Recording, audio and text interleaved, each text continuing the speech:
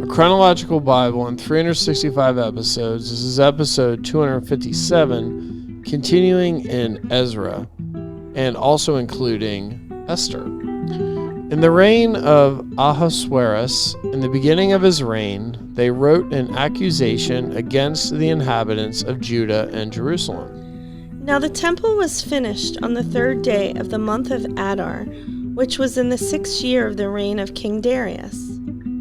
Then the children of Israel, the priests and the Levites, and the rest of the descendants of the captivity celebrated the dedication of this house of God with joy. And they offered sacrifices at the dedication of this house of God, 100 bulls, 200 rams, 400 lambs, and as a sin offering for all Israel, 12 male goats, according to the number of the tribes of Israel. They assigned the priests to their divisions and the Levites to their divisions over the service of God in Jerusalem, as it is written in the book of Moses. And the descendants of the captivity kept the Passover on the 14th day of the 1st month. For the priests and the Levites had purified themselves. All of them were ritually unclean, and they slaughtered the Passover lambs for all the descendants of the captivity, for their brethren the priests, and for themselves. Then the children of Israel who returned from the captivity ate together with all who separated themselves from the filth of the nations of the land in order to seek the Lord God of Israel. And they kept the feast of unleavened bread 7 days with joy, for the Lord made them joyful, and turned the heart of the king of Assyria toward them, to strengthen their hands in the work of the house of God, the God of Israel. Continuing in Esther. Now it came to pass in the days of Ahasuerus, this was the Ahasuerus who reigned over 127 provinces from India to Ethiopia. In those days, when King Ahasuerus sat on the throne of his kingdom, which was in Shushan the citadel, that in the 3rd year of his reign he made a feast for all his officials and servants, the powers of Persia and Media, the nobles and the princes of the provinces, being before him. When he showed the riches of his glorious kingdom and the splendor of his excellent majesty for many days, 180 days in all. And when these days were completed, the king made a feast, lasting 7 days for all the people who were present in Shushan, the citadel, from great to small, in the court of the garden of the king's palace. There were white and blue linen curtains fastened with cords of fine linen and purple and silver rods and marble pillars, and the couches were of gold and silver on a mosaic pavement of alabaster, turquoise, and white and black marble. And they served drinks in golden vessels, each vessel being different from the other, with royal wine in abundance, according to the generosity of the king. In accordance with the law, the drinking was not compulsory, for so the king had ordered all the officers of his household that they should do according to each man's pleasure. Queen Vashti also made a feast for the women in the royal palace, which belonged to King Ahasuerus. On the 7th day, when the heart of the king was merry with wine, he commanded Mehuman, Biztha, Harbona, Bigtha, Abagtha, Zethar, and Carcass, 7 eunuchs who served in the presence of King Ahasuerus, to bring Queen Vashti before the king, wearing her royal crown, in order to show her beauty to the people and the officials, for she was beautiful to behold. But Queen Vashti refused to come at the king's command brought by his eunuchs. Therefore the king was furious, and his anger burned within him. Then the king said to the wise men who understood the times, for this was the king's manner toward all who knew law and justice. Those closest to him being Karshena, Shethar, Admatha, Tarshish, Meres, Marcina, and Mamukan, the 7 princes of Persia and Media, who had access to the king's presence, and who ranked highest in the kingdom, "What shall we do to Queen Vashti according to the law? Because she did not obey the command of King Ahasuerus, brought to her by the eunuchs." And Memucan answered before the king and the princess, "Queen Vashti has not only wronged the king, but also all the princes, and all the people who are in all the provinces of King Ahasuerus. For the queen's behavior will become known to all women, so that they will despise their husbands in their eyes. When they report King Ahasuerus commanded Queen Vashti to be brought in before him, but she did not come. This very day the noble ladies of Persia and Media will say to all the king's officials that they have heard of the behavior of the queen. Thus there will be excessive contempt and wrath. If it pleases the king, let a royal decree go out from him, and let it be recorded in the laws of the Persians and the Medes, so that it will not be altered, that Vashti shall come no more before King Ahasuerus, and let the king give her royal position to another, who is better than she. When the king's decree which he will make is proclaimed throughout all his empire, for it is great, all wives will honor their husbands, both great and small. And the reply pleased the king and the princes, and the king did according to the word of Memucan. Then he sent letters to all the king's provinces, to each province in its own script, and to every people in their own language, that each man should be master in his own house, and speak in the language of his own people. After these things, when the wrath of King Ahasuerus subsided, he remembered Vashti, what she had done, and what had been decreed against her.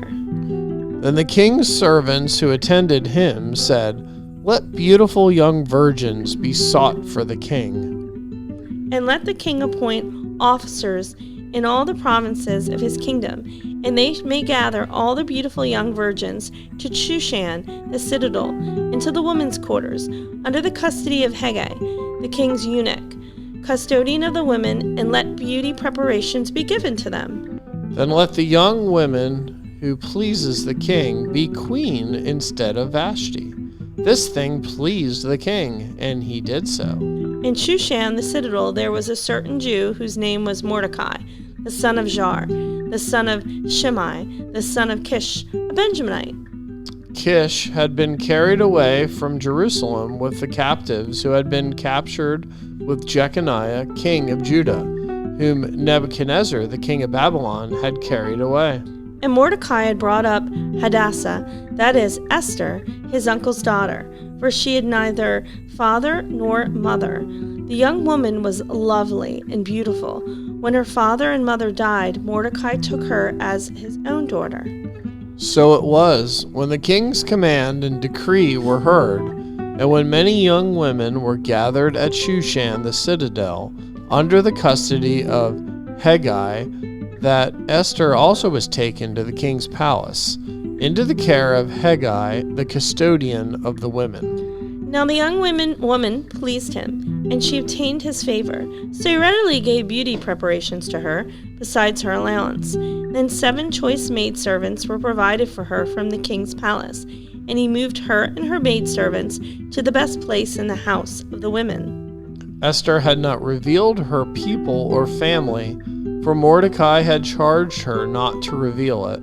And every day Mordecai paced in front of the court of the women's quarters to learn of Esther's welfare and what was happening to her. Each young woman's turn came to go in to King Ahasuerus after she had completed 12 months' preparation, according to the regulations for the women, for thus were the days of their preparation apportioned, 6 months with oil of myrrh, and 6 months with perfumes and preparations for beautifying women. Thus prepared each young woman went to the king, and she was given whatever she desired to take with her from the women's quarters to the king's palace. In the evening she went, and in the morning she returned to the second house of the women, to the custody of Shaashgaz, the king's eunuch who kept the concubines. She would not go in to the king again unless the king delighted in her and called for her by name. Now, When the turn came for Esther, the daughter of Abihail, the uncle of Mordecai, who had taken her as his daughter to go into the king, she requested nothing but what Hegai, the king's eunuch, the custodian of the women, advised, and Esther obtained favor in sight of all who saw her. So Esther was taken to King Ahasuerus into his royal palace in the 10th month, which is the month of Tebeth, in the 7th year of his reign. The king loved Esther more than all the other women, and she obtained grace and favor in his sight more than all the virgins. So he set the royal crown upon her head and made her queen instead of Vashti. Then the king made a great feast, the feast of Esther, for all his officials and servants, and he proclaimed a holiday in the provinces and gave gifts according to the generosity of a king. When virgins were gathered together a second time, Mordecai sat within the king's gate. Now Esther had not revealed her family and her people, just as Mordecai had charged her.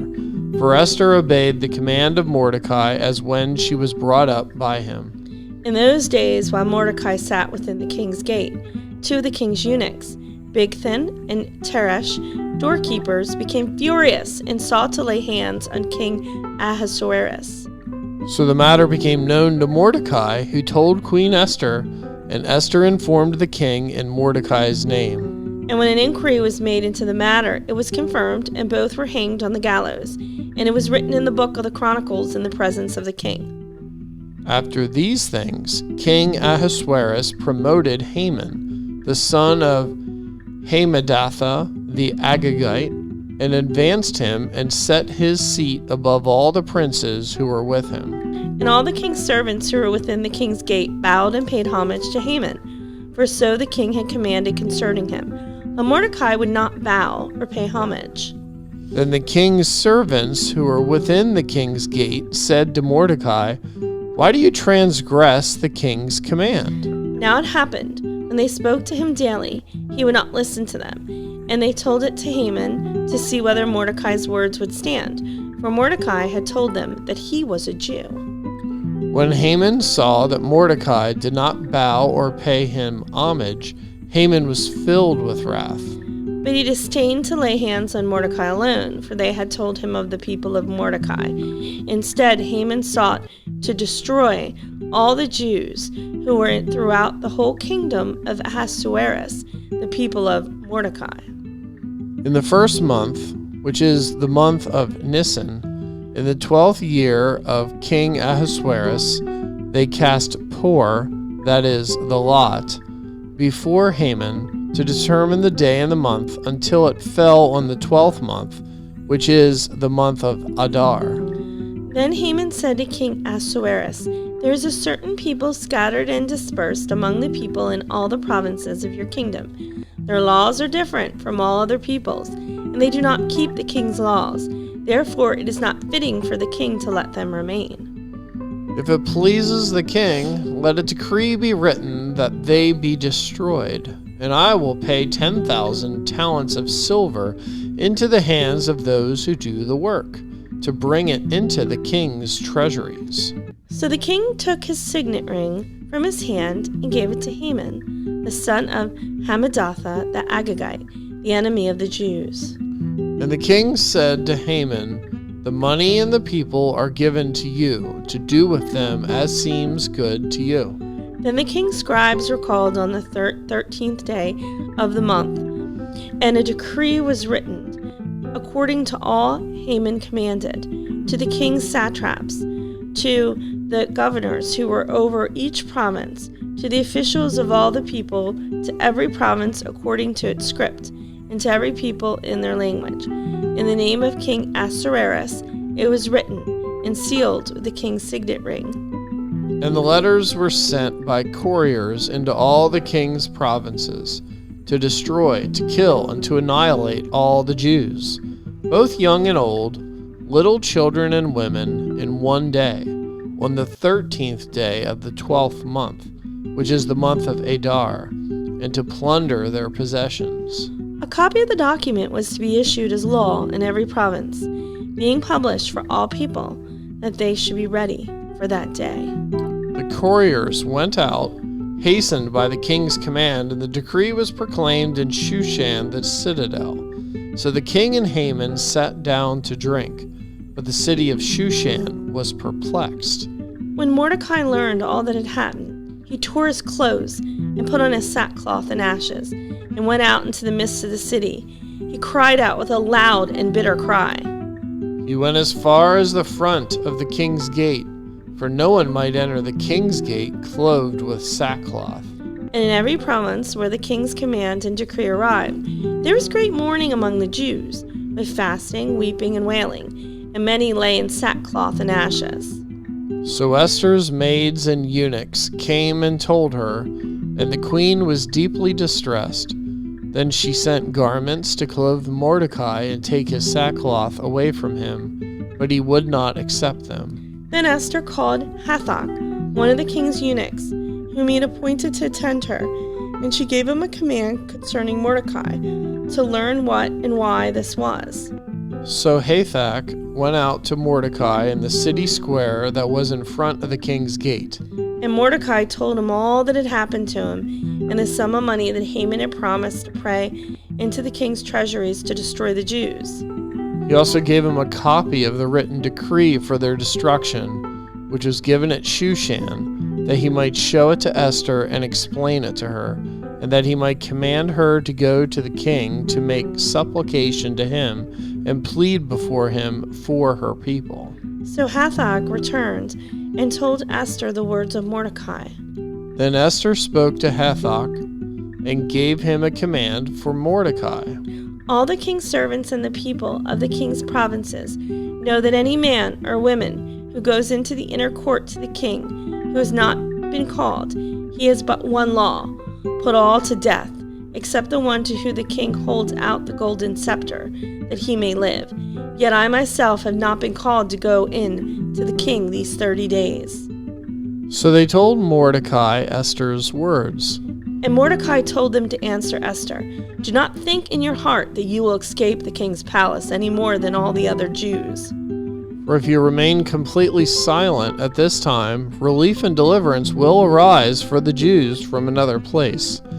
But you and your father's house will perish. Yet who knows whether you have come to the kingdom for such a time as this?" Then Esther told them to reply to Mordecai. "Go gather all the Jews who are present in Shushan and fast for me. Neither eat nor drink for 3 days, night or day. My maids and I will fast likewise. And so I will go to the king, which is against the law, and if I perish, I perish." So Mordecai went his way and did according to all that Esther commanded him. You're listening to One Gospel with Heath and Holly. Be sure to like our videos and subscribe.